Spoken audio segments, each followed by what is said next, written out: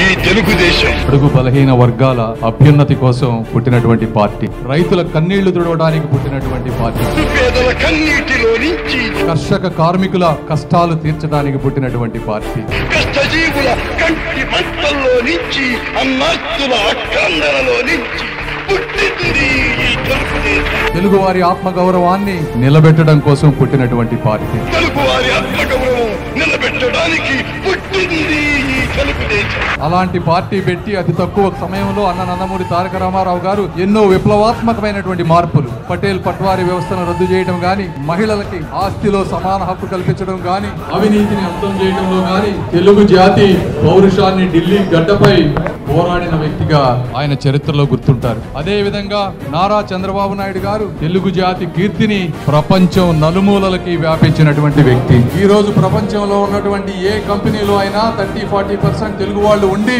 ప్రపంచాన్నే శాసించేటువంటి పరిస్థితికి వచ్చారు అంటే ఆ కృషి అంతా కూడా నారా చంద్రబాబు నాయుడు గారికి దక్కుతుంది అని చెప్తా ఉన్నాను. అదే విధంగా ఒక రైతు బజార్లు గాని, డ్వాక్రా సంఘాలు గాని, ఇలా ఎన్నో విప్లవాత్మకమైనటువంటి మార్పులతో తెలుగుదేశం పార్టీని 40 సంవత్సరాలుగా వారి భుజాలపై వేస్తూ నిరంతరం కష్టపడుతూ ముందుకు తీసుకువెళ్తా ఉన్నారు. ఇలాంటి వ్యక్తుల ఆధ్వర్యంలో తెలుగుదేశం పార్టీ తరఫున నేను పోటీ చేయడం గాని, ఇక్కడున్న వ్యక్తులందరూ పోటీ చేయడం గాని ఒక అదృష్టంగా భావిస్తూ మేమందరం మీ అందరూ కష్టపడి తెలుగుదేశం పార్టీని, నారా చంద్రబాబు నాయుడు గారిని అఖండ మెజారిటీతో ఆంధ్ర రాష్ట్ర సింహాసనంపై కూర్చోబెట్టాలని మనస్ఫూర్తిగా కోరుకుంటూ సెలవు తీసుకుంటున్నాను. Thank you.